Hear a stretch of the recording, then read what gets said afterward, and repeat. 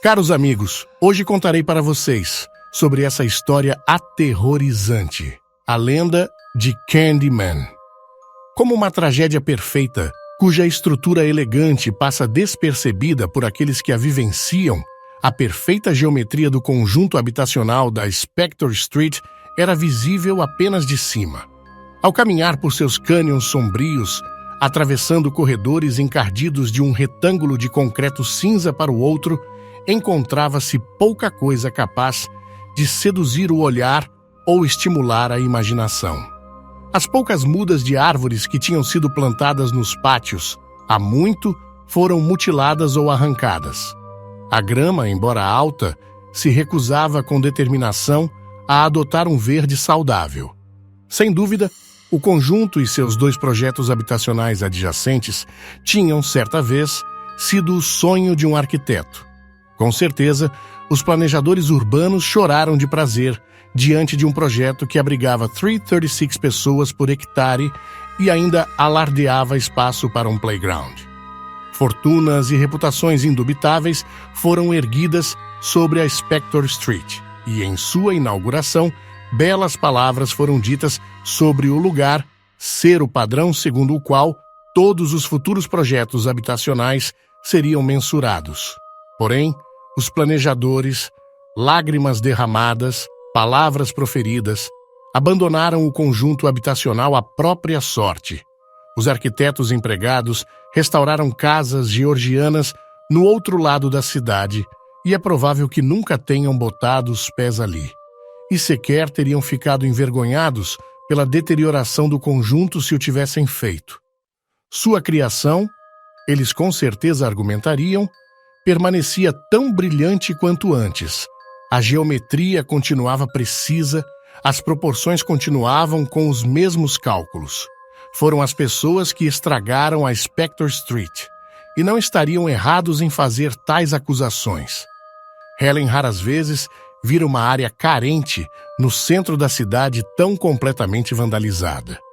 Postes de iluminação foram quebrados e cercas de quintais, tombadas, carros cujas rodas e motores foram removidos e seus chassis queimados logo em seguida obstruíam entradas de garagens. Em um bloco, 3 ou 4 apartamentos térreos tinham sido completamente destruídos por incêndios, as janelas e portas bloqueadas com tábuas e placas de metal onduladas. Mais surpreendentes ainda eram as pichações. Foi isso o que havia ido ver, encorajada pelos comentários de arte sobre o lugar, e não ficou decepcionada. Era difícil acreditar ao fitar as inúmeras camadas de desenhos, nomes, obscenidades e dogmas rabiscados e pintados com tinta spray em cada tijolo disponível, que a Spector Street existia há apenas 3 anos e meio.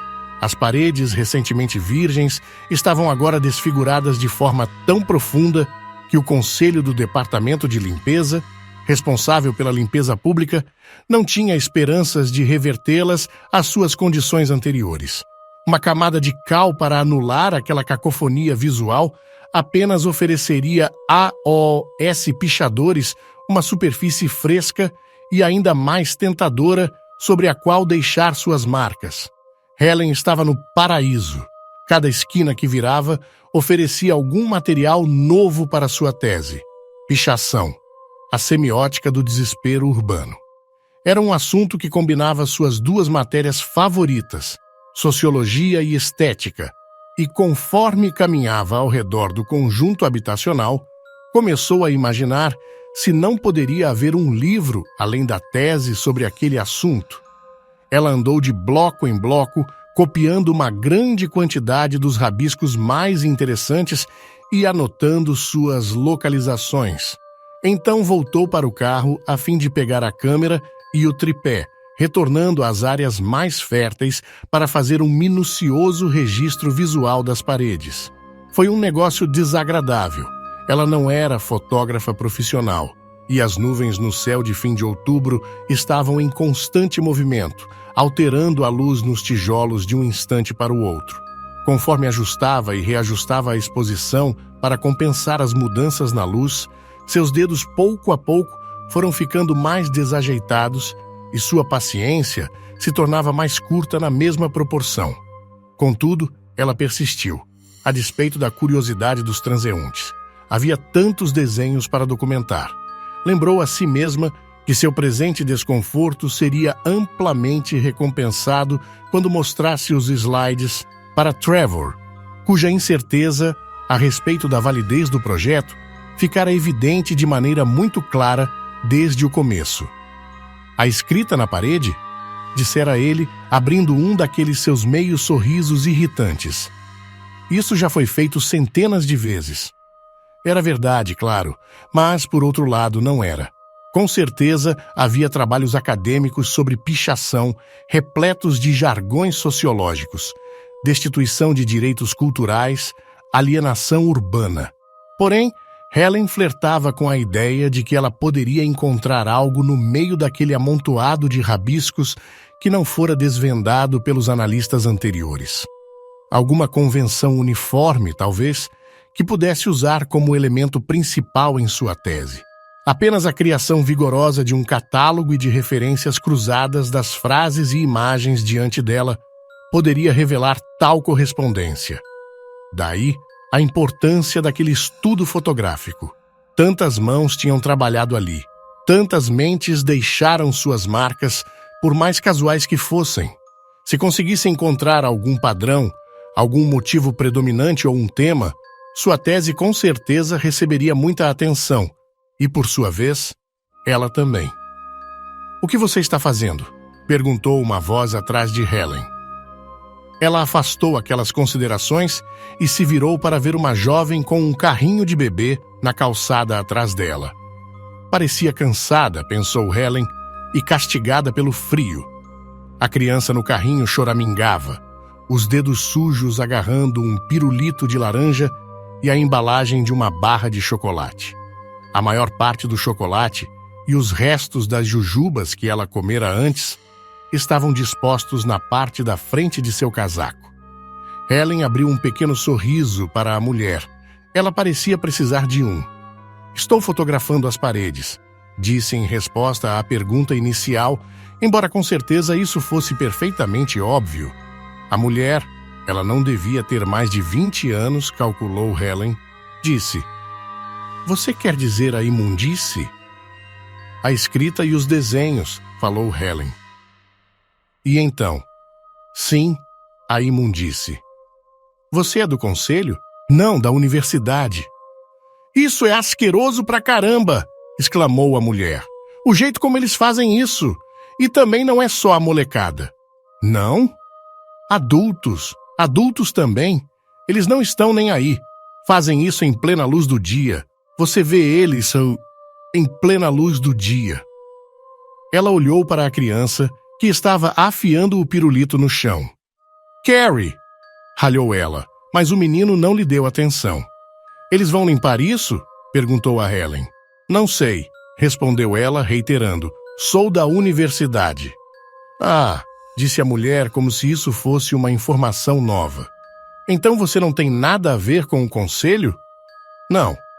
Alguns deles são obscenos, né? Bem sacanas. Fico envergonhada quando vejo algumas das coisas que desenharam." Helen assentiu, lançando um olhar para o menino no carrinho. Carrie tinha decidido guardar o pirulito para mais tarde, colocando-o na orelha. "Não faça isso", repreendeu a mãe, que se inclinou para dar um tapa na mão da criança.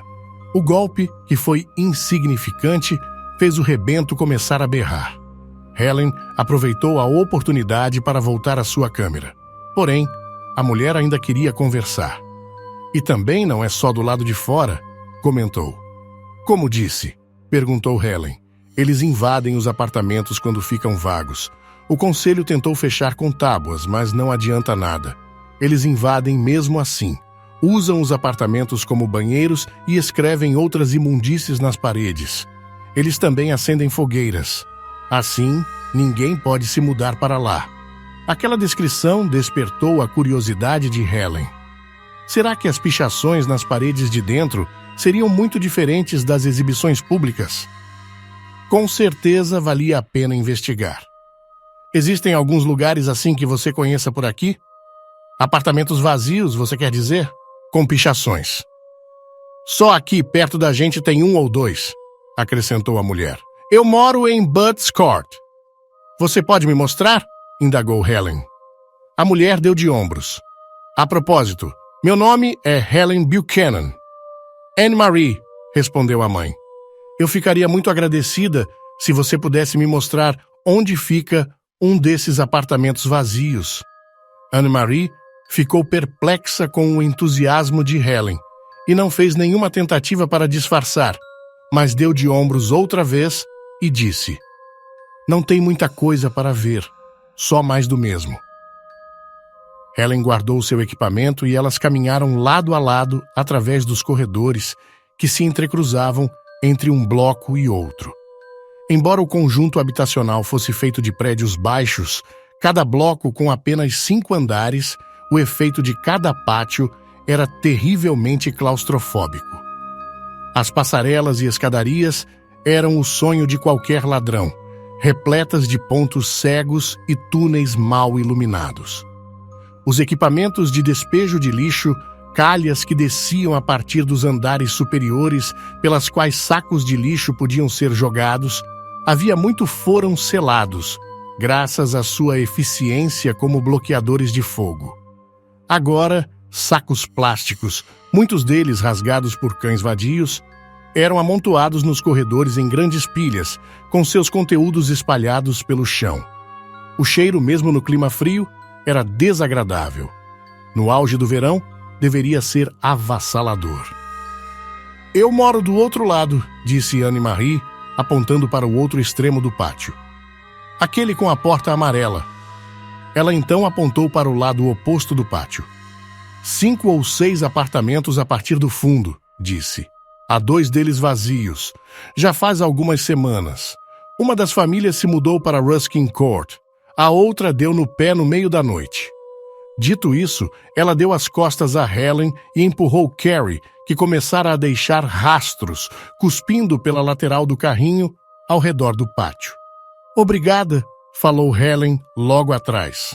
Anne-Marie lançou um olhar rápido por cima do ombro, mas não respondeu. Com o apetite aguçado, Helen avançou ao longo da fileira de apartamentos do andar térreo, muitos dos quais, embora habitados, mostravam poucos sinais de estarem ocupados. As cortinas permaneciam bem fechadas. Não havia garrafas de leite diante das portas nem brinquedos de crianças largados nos lugares onde tinham sido usados. Nenhum sinal, na verdade, de vida ali. Havia pichações, no entanto, feitas com tinta spray, para sua surpresa, nas portas dos apartamentos ocupados.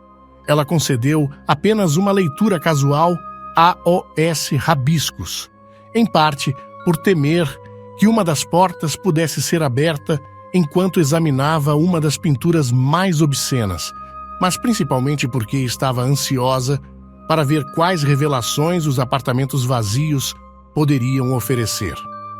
O fedor nefasto de urina, tanto fresca quanto estagnada, lhe deu as boas-vindas na soleira do número 14, e em um nível inferior, o cheiro de tinta e plástico queimado. Ela hesitou por 10 segundos inteiros, se perguntando se entrar no apartamento seria uma atitude sensata. O território do conjunto habitacional era indiscutivelmente estranho a Helen, isolado em seu próprio mistério, mas os cômodos diante dela eram ainda mais intimidadores, um labirinto escuro que seus olhos mal conseguiam penetrar. Contudo, quando sua coragem vacilou, ela pensou em Trevor e no quanto queria silenciar sua condescendência. Pensando assim, ela entrou no apartamento, chutando deliberadamente um pedaço de madeira chamuscada para o lado, na esperança de fazer qualquer inquilino se mostrar. Não houve nenhum barulho de ocupação, porém. Ganhando confiança, ela começou a explorar o cômodo do apartamento, que tinha sido, considerando-se os restos de um sofá estripado em um canto e o tapete encharcado embaixo dele, uma sala de estar. As paredes verde claras estavam, como Anne-Marie prometera, consideravelmente estragadas, tanto por rabiscadores secundários, contentes em trabalhar com caneta, ou até mesmo de forma mais grosseira, com carvão macio, e por aqueles com aspirações para obras públicas, que tinham pintado a parede com tinta spray em meia dúzia de cores. Alguns dos comentários eram interessantes, embora ela já tivesse visto muitos daquele tipo nas paredes do lado de fora. Nomes conhecidos e cenas de coito se repetiam. Ainda que nunca tivesse posto os olhos sobre aqueles indivíduos, ela sabia o quanto Fabian J., demais, queria deflorar Michelle, e que Michelle, por sua vez, tinha uma queda por alguém chamado Senhor Esplendor. Ali, como em outros lugares, um homem conhecido como Rato Branco vangloriava-se de seus dotes e o retorno dos irmãos Chantilly estava prometido em tinta vermelha.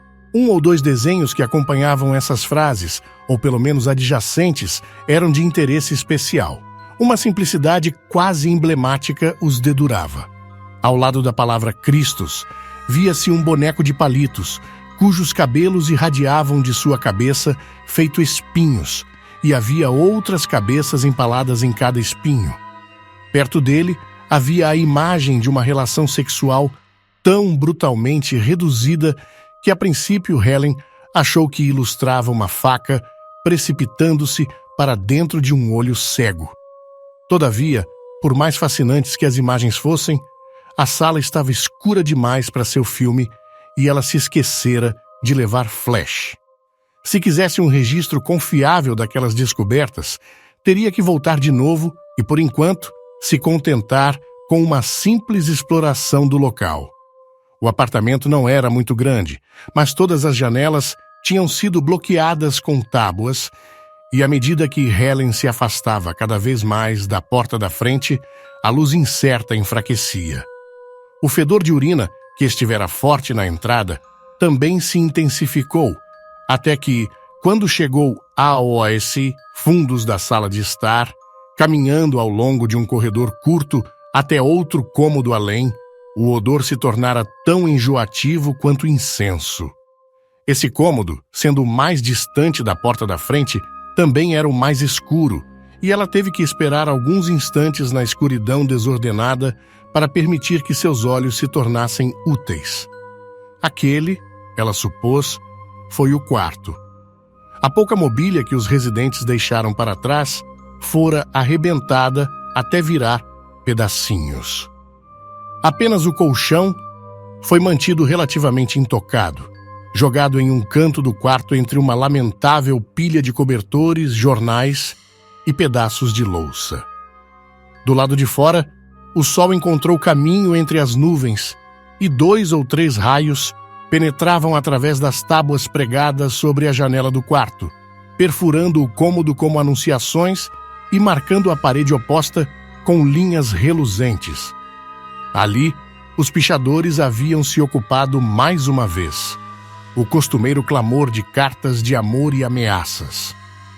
Ela examinou rapidamente a parede e, enquanto o fazia, seu olhar foi levado pelos raios de luz até o outro lado do quarto, para a parede onde ficava a porta pela qual entrara. Ali, os artistas também estiveram trabalhando, mas tinham criado uma imagem cuja semelhança ela não vira em nenhum outro lugar. Usando a porta, localizada no meio da parede, como uma boca, os artistas pintaram com spray uma única cabeça enorme no reboco descascado. A pintura era mais hábil do que a maioria que ela já tinha visto, repleta de detalhes que emprestavam à imagem uma veracidade perturbadora. As maçãs do rosto saltavam através da pele que tinha cor de leite desnatado. Os dentes, afiados em pontas irregulares, convergiam todos sobre a porta. Os olhos do modelo, por causa do teto baixo do cômodo, encontravam-se a poucos centímetros do lábio superior, mas esse ajuste físico apenas emprestava força à imagem, dando a impressão de que ele tinha jogado a cabeça para trás. Fios emaranhados de cabelo serpenteavam a partir do escalpo e através do teto. Seria aquilo um retrato? Havia algo irritantemente específico nos detalhes das sobrancelhas e nas linhas ao redor da boca escancarada, na cuidadosa representação daqueles dentes perversos. Um pesadelo, com certeza. Um facsímile, talvez, de algo saído de uma viagem de heroína. Qualquer que fosse sua origem, aquilo era poderoso. Até mesmo a ilusão da porta como boca funcionava. O curto corredor entre a sala de estar e o quarto dava uma garganta aceitável, com uma luminária em frangalhos no lugar das amígdalas. Além da garganta, o dia queimava, pálido, na barriga do pesadelo. O efeito completo trazia à mente um quadro de um trem fantasma.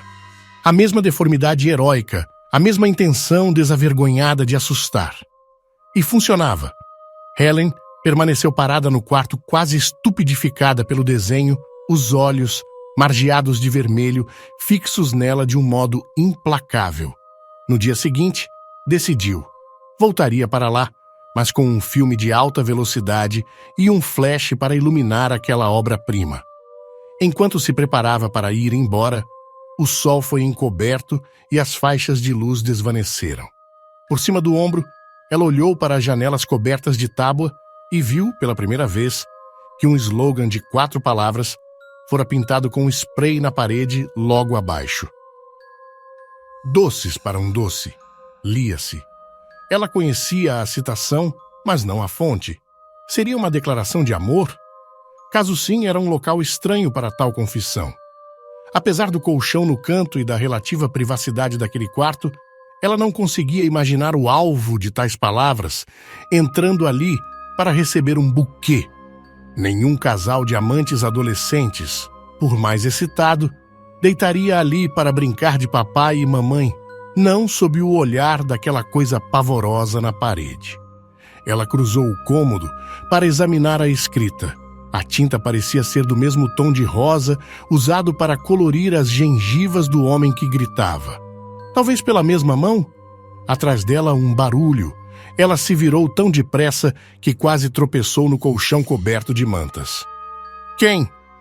Do outro lado da sala de estar, na parte mais estreita da garganta, havia um garoto de 6 ou 7 anos, com os joelhos cobertos por cascas de ferida. Ele encarou Helen, seus olhos cintilando na meia-luz, como se esperasse uma deixa. Pois não? Disse ela. Anne-Marie perguntou se você quer uma xícara de chá, declarou ele sem hesitação ou entonação. Sua conversa com a mulher parecia ter acontecido há horas. Helen ficou grata pelo convite, contudo. A umidade dentro do apartamento a deixara gelada. Sim, respondeu ao garoto. Sim, por favor. A criança não se mexeu, apenas ficou encarando-a. Você vai me mostrar o caminho? Perguntou Helen. Se você quiser, retrucou ele, incapaz de demonstrar algum traço de entusiasmo. Eu adoraria. Está tirando fotos? Perguntou ele. Sim, estou, mas não aqui dentro. Por que não? Está escuro demais, explicou. Não funciona no escuro? Questionou. Não. O garoto assentiu, como se a informação de algum modo se encaixasse bem em seu esquema das coisas, e girou nos calcanhares sem dizer mais nada, claramente esperando que Helen o seguisse. Asterisk, asterisk, asterisk. Se estivera taciturna na rua, Anne-Marie era o oposto disso na privacidade da própria cozinha. A curiosidade cautelosa se fora, sendo substituída por uma corrente de tagarelice animada e um constante vai-vem entre meia dúzia de pequenas tarefas domésticas, como um malabarista que mantém diversos pratos girando ao mesmo tempo. Helen observava essa performance de equilibrista com certa admiração. Suas próprias habilidades domésticas eram desprezíveis.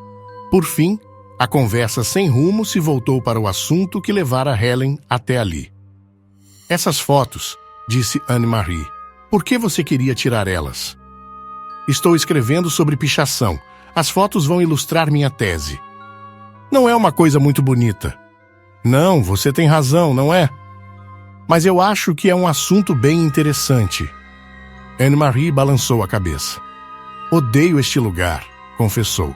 Não é seguro aqui. As pessoas são roubadas na frente das próprias portas. Crianças tacam fogo no lixo todo santo dia. No último verão, os bombeiros vinham 2, 3 vezes por dia até bloquearem aquelas calhas de lixo.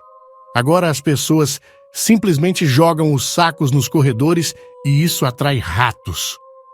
Você mora aqui sozinha? Sim, respondeu ela, desde que Dave deu no pé. Continua.